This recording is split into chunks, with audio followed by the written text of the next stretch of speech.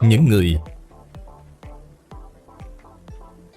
xem tướng đoán mệnh rất hay, đều tiên đoán tương đối chuẩn xác. Giống như đoạn mở đầu của chuyện Liễu Phàm tứ huấn. Tiên sinh Viên Liễu Phàm đã thuật lại cho chúng ta. Thời trẻ, ông được Khổng tiên sinh đoán mạng cho ông. Tiên đoán vận mạng lành dữ của cả một cuộc đời ông hầu như là không mảy may sai chạy. Đích thực chứng minh là không sai sót một chút nào. Đây không phải là những thầy bói toán thông thường trong xã hội. Lời nói của những thầy bói này không đáng tin và không có trách nhiệm. Khổng tiên sinh đích thực là có học vấn.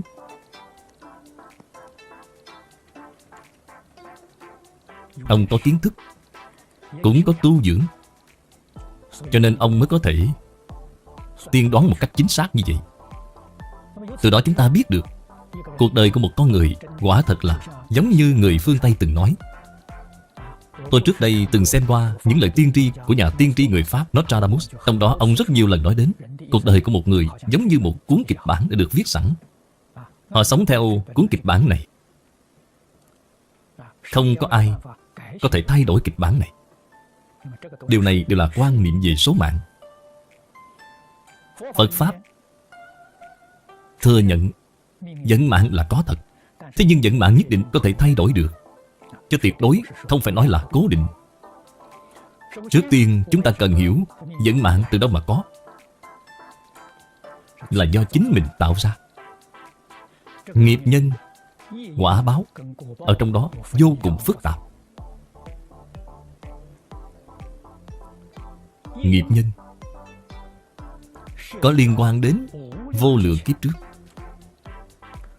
Do tích lũy phiền não tập khí ở trong đời đời kiếp kiếp, và còn kết ân oán nợ nần với hết thảy chúng sanh.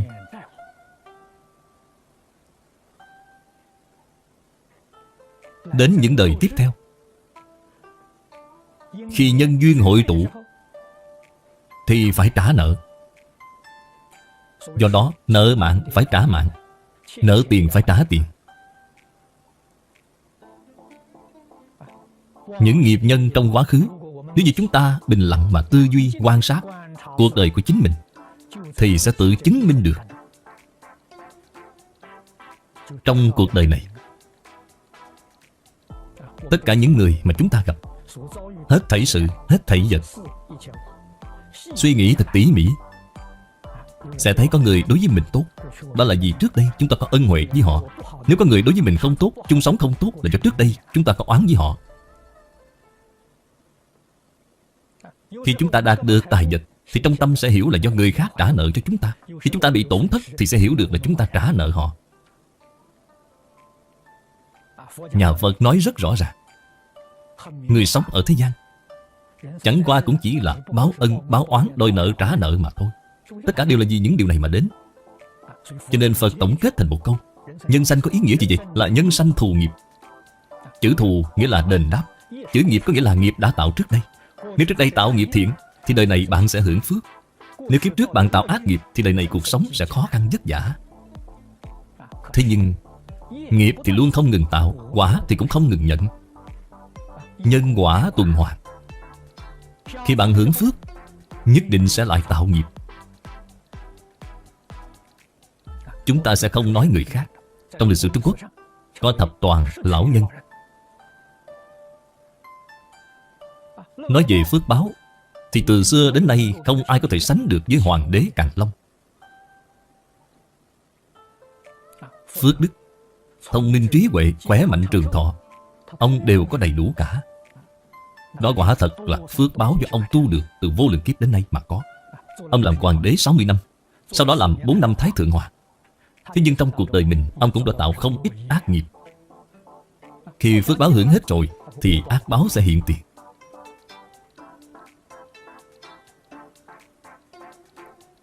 Cho nên chúng ta quan sát từ chỗ này. Phu tử nói với chúng ta, Nhân tâm duy nguy, đạo tâm duy vi. Hai câu nói này rất có đạo lý. Nếu như người không giác ngộ thì không thể không tạo nghiệp. Phước báo càng lớn thì càng dễ dàng tạo nghiệp. Hơn nữa lại càng tạo ác nghiệp. Rất là nghiêm trọng. Những người bình dân trên thế gian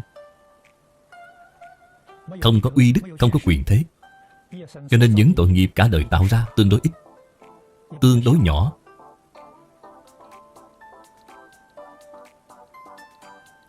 Chúng ta bình lặng quan sát tỉ mỉ thì sẽ biết.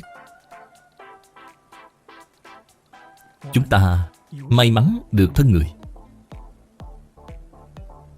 Được thân người rồi còn có may mắn gì nữa?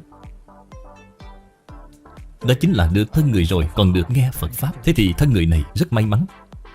Nếu như được thân người rồi mà không được nghe Phật Pháp thì được cái thân người này rất bất hạnh. Làm sao có thể không tạo tội nghiệp được chứ? Đúng như trên Kinh Địa Tạng Bồ Tát Bổn Nguyện nói, vừa mới được ra rồi lại trở vào.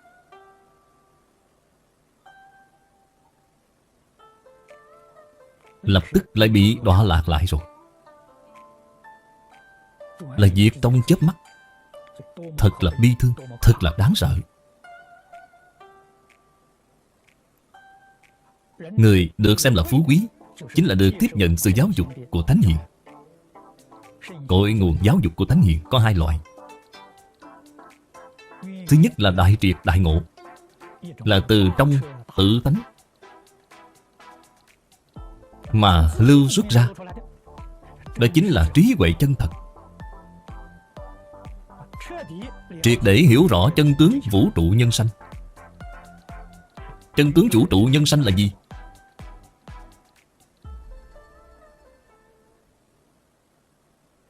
Trên căn bản mà nói là khởi nguồn của vũ trụ. Vũ trụ được sanh ra như thế nào? Khởi nguồn của sự sống.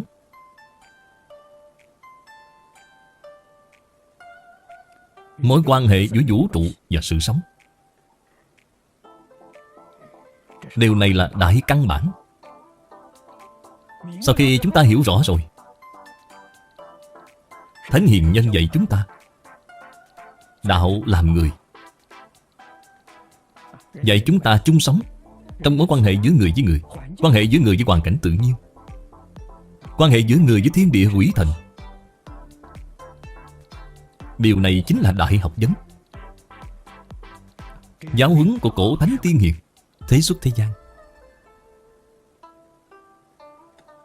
Đối với hậu nhân, đối với hết thảy chúng sanh, chẳng qua cũng chỉ là như vậy.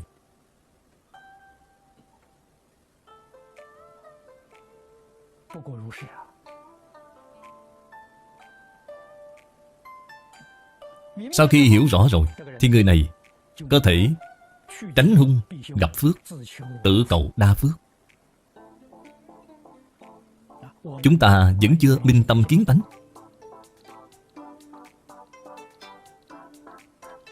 nên chỉ có thể cung kính tin tưởng vào giáo huấn của người đã minh tâm kiến tánh, đi theo các ngài.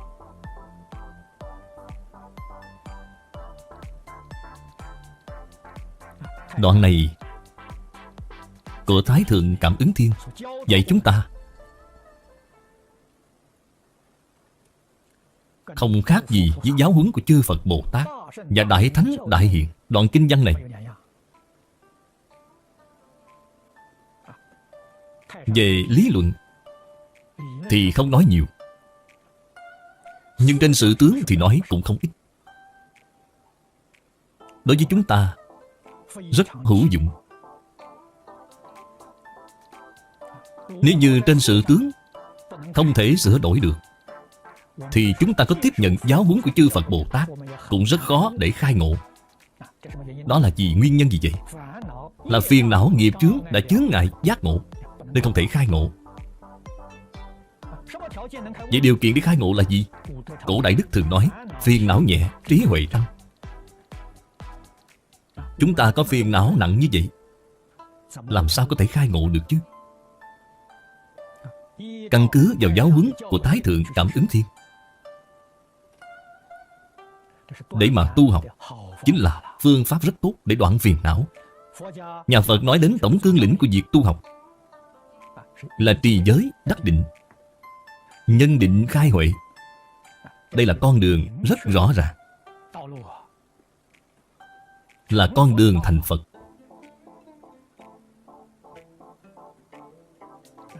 Những văn tự của Thái Thượng Cảm Ứng Thiên chính là giới luật. Chúng ta nếu có thể dâng theo, có thể phụng hành, tâm sẽ đắc định. Khởi tâm động niệm, lời nói việc làm sẽ có một chuẩn tắc. Đạo lý này chúng ta nên hiểu rõ.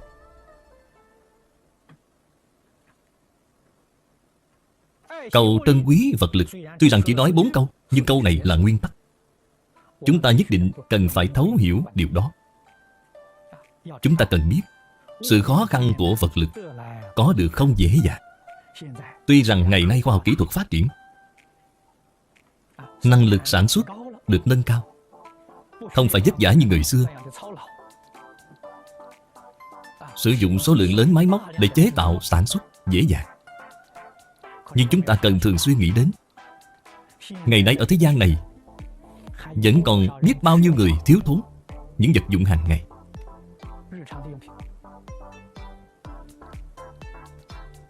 Chúng ta có được thì rất dễ dàng. Đó là do dựa vào chút phước báo tu được từ đời quá khứ. Trong đời này cũng có thể đoạn ác tu thiện, nên cảm được báo ứng. Thế nhưng chúng ta hãy nghĩ xem, còn có rất nhiều người đang sống trong hoàn cảnh khó khăn, thì tự nhiên chúng ta sẽ hiểu được cần phải trân quý những vật lực. Vậy nên chúng ta chỉ cần có thể sống được qua ngày và bình an thì chính là phước rồi. Người sống tại thế gian này, 3 bữa cơm có thể ăn no, có thể mặc ấm, có căn nhà nhỏ để có thể nghỉ ngơi, thế là đủ rồi. Nếu như chúng ta có phước báo nhiều hơn, thế thì phải biết bố thí cho chúng sanh. Chúng ta cần phải tiếc phước, cần biết bồi phước. Cầu vô cố tiễn tài, phi lễ phanh tể. Thái Thượng Cảm Ứng Thiên dạy chúng ta ở đây là, người xưa khi giết mổ ăn thịt cũng có những quy định về thời gian. Tuyệt đối không phải là ăn uống tùy tiện quá độ.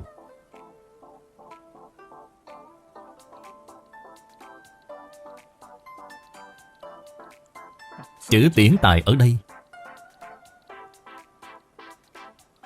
là ý nói làm ra y phục.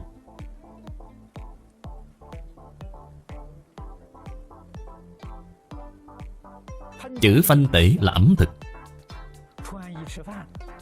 Chúng ta học tiết kiệm từ cái ăn cái mặc.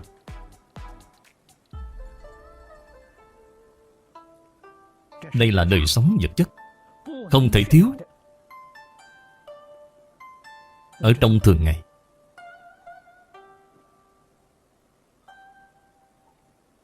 Thánh nhân khuyên dạy chúng ta từ chính chỗ này.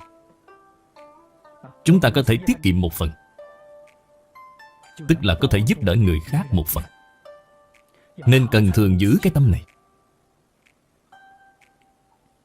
Chúng ta hãy xem xã hội ngày nay đều vi phạm 2 câu này rồi. Vi phạm vô cùng nghiêm trọng. Cho nên khi hưởng hết phước rồi thì tai họa liền hiện tiền.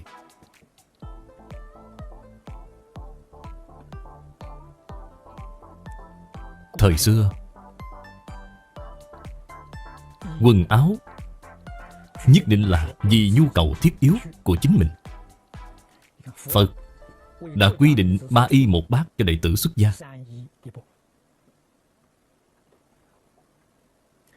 Đây là quy định của thời xưa. Khi sinh sống tại khu vực Ấn Độ, họ có 3 chiếc y là đủ rồi. Singapore chúng ta thuộc khu vực nhiệt đới, nằm gần xích đạo, không có 4 mùa. Cho nên sinh sống ở khu vực này, y phục rất là đơn giản. Nếu sống ở khu vực phía Bắc Trung Quốc thì bạn phải có đủ quần áo của 4 mùa xuân hạ thu đông.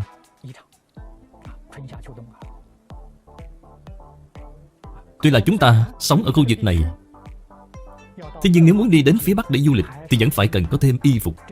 Đây chính là có lý do chính đáng để thêm y phục. Nếu không có lý do thì không cần phải tìm phiền phức này làm gì. Thời xưa, việc ăn uống, sát sanh, ăn thịt đều là dùng cho việc bái tế, hiến tế quỷ thần. Sau đó mới hạ xuống để đẩy chúng cùng ăn, chứ không phải ngày ngày có thịt để ăn. Khi tôi còn nhỏ, lúc còn làm học trò, khi đó là thời kỳ đầu của kháng chiến, chúng tôi trưởng thành tại nông thôn. Ở nông thôn, trong 1 tháng chỉ được ăn thịt 2 lần. Vào ngày mùng 1 và ngày rằm, mọi người mua một ít thịt để cúng thần linh và ông bà tổ tiên. Lượng thịt rất ít, cho nên trẻ nhỏ rất thích đón năm mới. Mấy ngày Tết này hầu như ngày nào cũng có một ít thịt để ăn. Thế nhưng thời gian rất ngắn, cũng chỉ là 10 đến 20 ngày mà thôi, thì cũng là hết Tết. Ngày nay thì mỗi bữa ăn đều có thịt. Bạn nói xem phải làm thế nào? Nhà Nho tuy là không cấm, nhưng cũng không dạy bạn ngày ngày sát sanh ăn thịt. Nhà Phật hiểu được đạo lý này. Ăn thịt chính là oan oan tương báo. Vì sao thế gian này lại có chiến tranh tàn khốc đến như vậy? Nói đến chiến tranh, chúng ta có thể nhớ đến Đại Thế Chiến thứ nhất, rất là tàn khốc. Đại Thế Chiến thứ hai so với Đại Thế Chiến thứ nhất không biết là tàn khốc hơn bao nhiêu lần. Nếu như Đại Thế Chiến thứ ba mà xảy ra, có rất nhiều người nói là đó là cuộc chiến tranh cuối cùng. Vì khi cuộc chiến tranh này kết thúc thì thế giới này sẽ không còn chiến tranh nữa. Vì sao vậy? Là vì mọi người đều chết hết rồi, thì lấy ai mà đánh nhau nữa chứ? Đó là cuộc chiến tranh hủy diệt thế giới. Phật trên kinh nói đao binh kiếp. Nếu như muốn thế giới này không có đao binh kiếp, Phật có dạy là trừ khi chúng sanh không ăn thịt nữa thì thế gian này sẽ không còn nạn kiếp đao binh nữa. Hàm ý của câu nói này vô cùng sâu sắc. Kiếp đao binh là do tích lũy oán hận mà ra. Oán hận từ đâu mà có vậy? Là do ăn thịt chúng sanh. Chúng không phải cam tâm tình nguyện cho bạn ăn. Quả thật là cá lớn nuốt cá bé. Những oán hận trong lòng của kẻ yếu thế hơn vĩnh viễn không bao giờ tiêu trừ. Phật nói với chúng ta, hết thảy chúng sanh đều, cho nên sản sinh ra báo ứng. Oan oan tương báo không bao giờ ngừng dứt. Điều này chỉ có Phật nói rất thấu triệt. Chúng ta hiểu rõ đạo lý này rồi thì sẽ không dám ăn thịt chúng sanh nữa. Hy vọng chúng ta cùng với hết thảy chúng sanh có thể hóa giải những oán thù này. Chúng ta chăm chỉ, nỗ lực tu học để đem tất cả công đức hồi hướng cho hết thảy chúng sanh.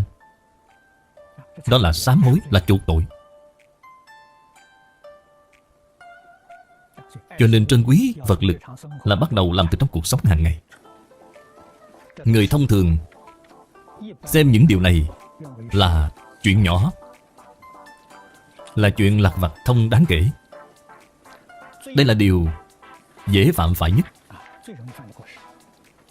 Trong cuộc sống thường nhật, không biết tiết kiệm.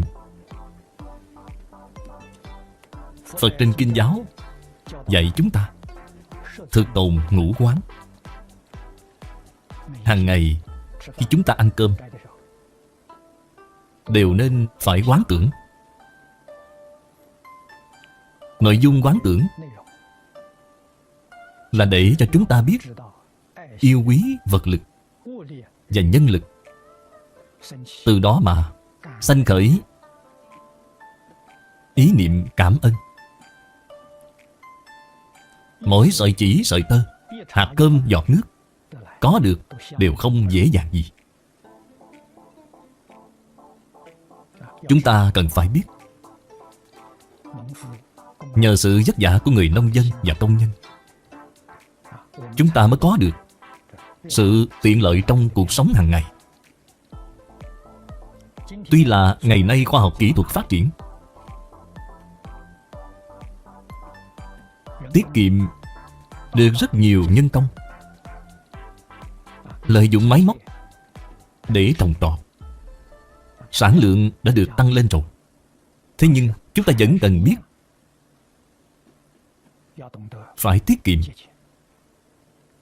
Tiết kiệm là mỹ đức, tiết kiệm là tánh đức. Chúng ta hãy xem chư Phật Bồ Tát, xem những thánh nhân của nhiều tôn giáo khác, thì hầu như không vị nào là không an bần lạc đạo. Vì sao các ngài lại làm ra thị hiện như vậy? Chúng ta cần suy nghĩ nhiều, cần suy nghĩ tỉ mỉ để thể hội các ngài có cần thiết phải làm như vậy không?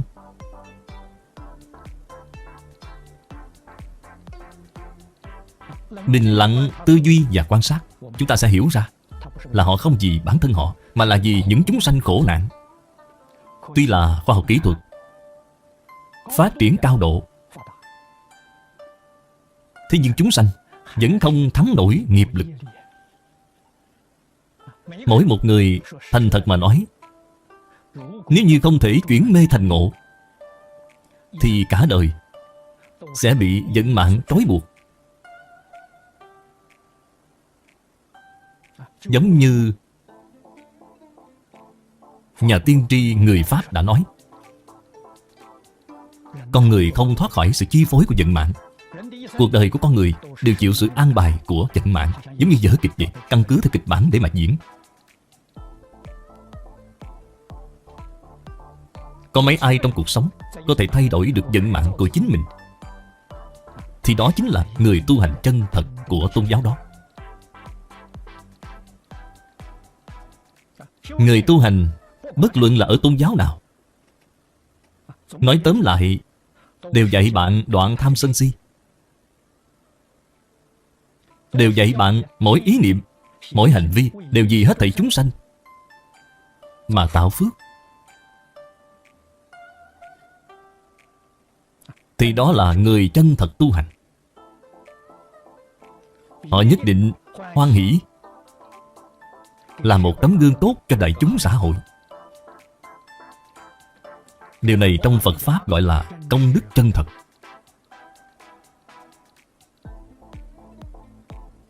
Cho nên trong cuộc sống hàng ngày không thể không tiết kiệm. Trong cuộc sống hàng ngày, miếng ăn miếng uống cần biết tiết kiệm. Họ vì đại chúng xã hội phục vụ nên nhất định sẽ không lãng phí. Nhất định phải biết yêu thương xã hội, yêu thương chúng sanh, giúp đỡ chúng sanh, tiết phước, bồi phước và tạo phước. Chúng sanh có phước thì người chứng quả tu hành sẽ rất hoan hỷ. Chúng sanh chịu khổ chịu nạn thì người tu hành nhìn thấy sẽ rất đau lòng. Thế nhưng cũng không biết làm cách gì. Vì sao vậy? Vì những hoàn cảnh trong cả đời của hết thảy chúng sanh đều là tự làm tự chịu.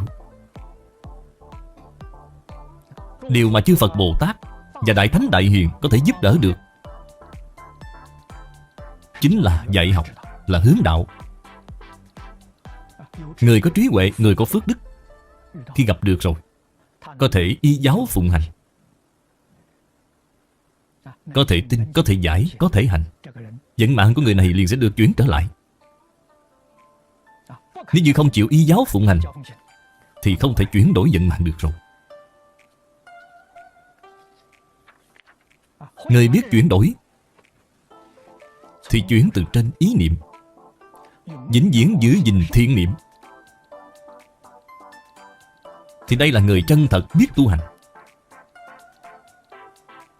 Mắt không nhìn tà sắc, cố hết sức phòng tránh. Tai không nghe âm thanh xấu,